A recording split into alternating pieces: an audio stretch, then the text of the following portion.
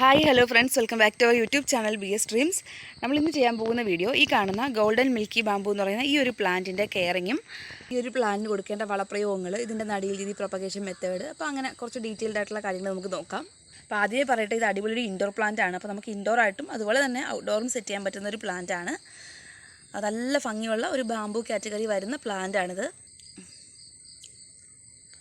അപ്പോൾ നമുക്ക് ഈ പ്ലാന്റിൻ്റെ പ്രത്യേകതകളും മറ്റും നോക്കാം. അപ്പോൾ വീഡിയോയിലേക്ക് പോകുന്നതിന് മുമ്പ് നമ്മുടെ ചാനൽ സബ്സ്ക്രൈബ് ചെയ്യാതെ വീഡിയോസ് കാണുന്നവരുണ്ടെങ്കിൽ ദയവേത് ചാനലൊന്ന് സബ്സ്ക്രൈബ് ചെയ്തേക്കുക. അതുപോലെ തന്നെ വീഡിയോസ് ഇഷ്ടമാവുകയാണെങ്കിൽ ലൈക്ക് ചെയ്യുക, ഷെയർ ചെയ്യുക. അപ്പോൾ നമുക്ക് വീഡിയോയിലേക്ക് പോകാം. അപ്പം എൻ്റെ ഒരു ബാമ്പു പ്ലാന്റ് ഞാൻ ഒരു പോട്ടിൽ നട്ടുള്ളതാണ് ഈ കാണുന്നത്. കണ്ടോ, നല്ല ഹെൽത്തി ആയിട്ടുള്ള പ്ലാന്റാണ്. ഇത് ഡബിൾ ഷെയ്ഡാണ് എൻ്റെ ലീഫ് വരുന്നത്. അപ്പം ഇളം ലീഫുകൾ കണ്ടോ, നമ്മളിതുപോലെ ഒരു യെല്ലോയും വൈറ്റും കൂടെയൊക്കെ മിക്സ് ആക്കി വരുന്ന കളറാണ്. അതുപോലെ തന്നെ ഇവിടെ വരുമ്പോൾ നല്ല വൈറ്റ് കളറിൽ ലൈൻസ് പോലെയാണ് വരുന്നത് ലീഫുകൾ. അപ്പം നമ്മൾ ഈ ഒരു ബാമ്പു പ്ലാന്റ് അത്യാവശ്യം നല്ല ഹൈറ്റിൽ വളരുന്ന വെറൈറ്റിയാണ്.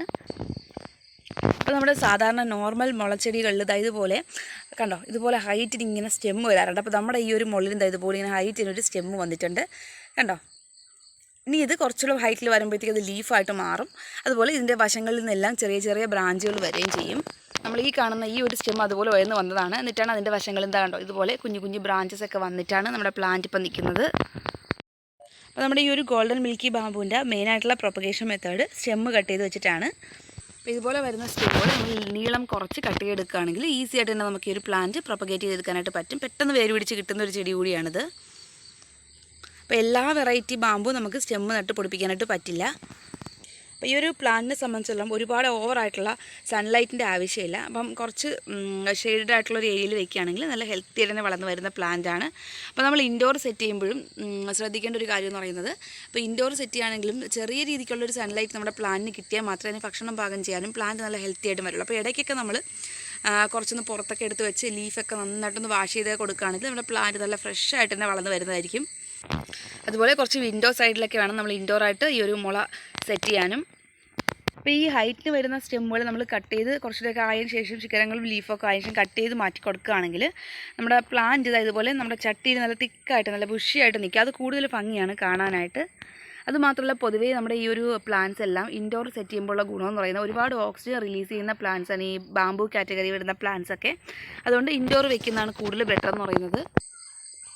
ഇൻഡോറൊക്കെ സെറ്റ് ചെയ്യാൻ നല്ല ഭംഗിയുള്ള പ്ലാന്റാണിത്. പൊതുവെ വലിയ കീടശല്യങ്ങളൊന്നും നമ്മുടെ ചെടിക്ക് ഇങ്ങനെ കണ്ടുവരാറില്ല. ഒരുപാട് പരിപാലനത്തിൻ്റെ ആവശ്യമില്ല, ഈസി ആയിട്ട് വളർന്നു വരുന്നൊരു പ്ലാന്റാണ്. അതുകൊണ്ട് തന്നെ ഒരു തരത്തിലുള്ള ഫംഗിസൈഡ്സ് നമുക്ക് ഈ ഒരു പ്ലാന്റിന് കൊടുക്കേണ്ടതായിട്ട് വരുന്നില്ല. നമ്മളിത് ഔട്ട്ഡോർ സെറ്റ് ചെയ്താലും ആവശ്യത്തിന് അത്യാവശ്യത്തിനുള്ള സൺലൈറ്റ് മീൻസ് ഡയറക്റ്റ് സൺലൈറ്റ് വേണ്ട, ചെറിയ സൺലൈറ്റും അതുപോലെ ഇപ്പോൾ മഴ സീസണിലൊക്കെയാണ് പുറത്തിരുന്നാലും വേറെ പ്രശ്നങ്ങളൊന്നും വരാതെ വളർന്നു വരുന്നൊരു പ്ലാന്റാണിത്. അപ്പോൾ ഈ കാണുന്ന lucky bamboo plant, golden milky bamboo plant എല്ലാം തന്നെ നമ്മളിതാ കണ്ടോ ഇതുപോലെ സെറ്റ് ചെയ്തിട്ടുള്ളതാണ്. അപ്പോൾ ഇതെല്ലാം ഞാനിപ്പോൾ സ്റ്റെമ്മ് കട്ട് ചെയ്ത് വെച്ച് പ്രൊപ്പഗേറ്റ് ചെയ്തിട്ടുള്ള പ്ലാന്റ്സ് ആണ്.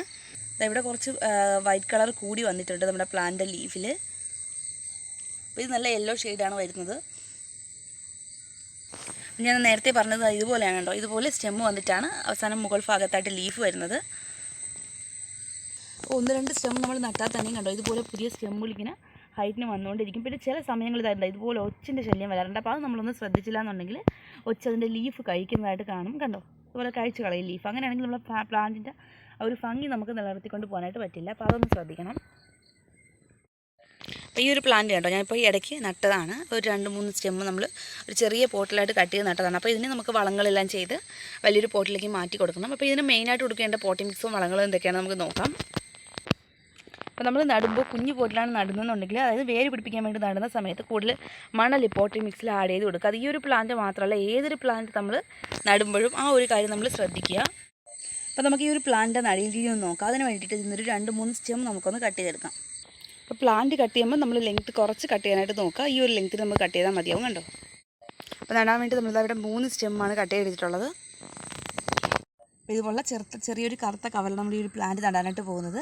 അപ്പോൾ ഇതിൽ ഞാൻ ഉണങ്ങിയ ചാണകപ്പൊടിയും മണ്ണൂടെ മിക്സ് ചെയ്തിട്ടുണ്ട്. മീത് നമ്മൾ കുറച്ച് മണലും കൂടെ ആഡ് ചെയ്തിട്ടുണ്ട്.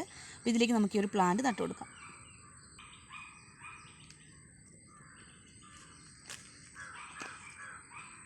ഇതുപോലെ ജസ്റ്റ് ലൈറ്റായിട്ടൊന്ന് ചൂട് പ്രസ് ചെയ്ത് കൊടുത്താൽ മതി.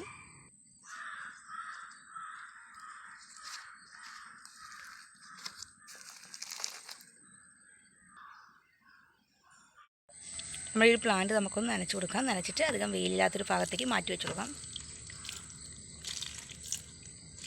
ഇത്രയും മതിയാവും. അപ്പോൾ ഇത് വേരെല്ലാം പിടിച്ച് വന്നതിന് ശേഷം നമുക്ക് അടിവളമെല്ലാം കൊടുത്ത് പോട്ടിലേക്ക് മാറ്റി വെച്ച് കൊടുത്താൽ മതി. നല്ല ഹെൽത്തി ആയിട്ട് നമ്മുടെ പ്ലാന്റ് വളർന്ന് വരും.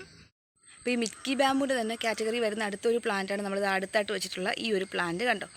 അപ്പോൾ ഇതും മിൽക്കി ബാമ്പു കാറ്റഗറി വരുന്ന പ്ലാന്റാണ്. നമ്മുടെ സെയിം പോട്ടി മിക്സും കാര്യങ്ങളും ഒക്കെയാണ് ഇതിൻ്റെ നടീൽ രീതിയും മറ്റൊക്കെ. അതുപോലെ തന്നെ സെയിം പ്രൊപ്പഗേഷൻ മെത്തേഡും ഒക്കെയാണ്. ഈ ഒരു പ്ലാന്റ് ലീഫ് വരുന്ന ഗ്രീൻ കളർ ലീഫിൽ വൈറ്റ് ഡോട്ടുകൾ പോലെയാണ്. നല്ല രസമാണ് കാണാനായിട്ട് കണ്ടോ. അത്യാവശ്യം ഫാസ്റ്റായിട്ട് തന്നെ ഗ്രോ ചെയ്യുന്ന പ്ലാന്റാണിതും. അതുപോലെ ഈ ഒരു ചെടിയുടെ പരിപാലനത്തിൽ നമ്മൾ ശ്രദ്ധിക്കേണ്ട കാര്യം ഓവറായിട്ടുള്ള വാട്ടറിങ് നമ്മൾ കൊടുക്കേണ്ട കാര്യമില്ല. അപ്പം അതുപോലെ പോട്ടി മിക്സ് നമ്മൾ എടുക്കുമ്പോൾ വെള്ളം കെട്ടി നിൽക്കുന്ന തരത്തിലുള്ള പോട്ടി മിക്സ് ഒരു കാരണം വെച്ചാലും ഈ ബാമ്പു പ്ലാന്റ്സിന് എടുക്കരുത്. അപ്പോൾ ഇത്രയും കാര്യങ്ങളൊക്കെ നമ്മൾ ശ്രദ്ധിക്കുകയാണെങ്കിൽ നമുക്ക് നന്നായിട്ട് തന്നെ ഈസി ആയിട്ട് ഈ ഒരു പ്ലാന്റ് വളർത്തിയെടുക്കാനായിട്ട് പറ്റും. പിന്നെ വളപ്രയോഗത്തിൻ്റെ കാര്യം എന്ന് പറയുമ്പോൾ നമ്മൾ കൂടുതലും ഉണങ്ങിയ ചാണകപ്പൊടിയും മറ്റൊക്കെ ഇടയ്ക്ക് ചുവട് ഇളക്കിയിട്ടൊന്ന് ഇട്ട് കൊടുക്കുക. പിന്നെ ലിക്വിഡ് ആയിട്ടുള്ള ഫെർട്ടിലൈസർ നമുക്ക് വേപ്പം മുണ്ണാക്കും മറ്റൊക്കെ വെള്ളത്തിൽ ഇട്ട് വെച്ചതിന് ശേഷം ഡൈല്യൂട്ട് ചെയ്ത് നമ്മുടെ പ്ലാന്റ്സിൻ്റെ ചുവട്ടിൽ ഒഴിക്കുകയാണെങ്കിൽ നല്ല ഹെൽത്തി ആയിട്ട് നമ്മുടെ പ്ലാന്റ് വളർന്ന് വരും. പൊതുവെ എല്ലാ തരത്തിലുള്ള വളങ്ങളും നമുക്ക് ഈ ഒരു പ്ലാന്റിന് കൊടുക്കാവുന്നതാണ്. അപ്പോൾ ഇത്രയേ ഉള്ളൂ നമ്മുടെ ഇന്നത്തെ വീഡിയോ ഇഷ്ടപ്പെടുകയാണെങ്കിൽ വീഡിയോ ലൈക്ക് ചെയ്തേക്കാം. നമ്മുടെ ചാനൽ സബ്സ്ക്രൈബ് ചെയ്ത വീഡിയോസ് കാണുന്നവരുണ്ടെങ്കിൽ ദയവേത് ചാനലും സബ്സ്ക്രൈബ് ചെയ്തേക്കാം. അപ്പോൾ നമുക്ക് നെക്സ്റ്റ് വീഡിയോയിൽ കാണാം. Thank you for watching this video.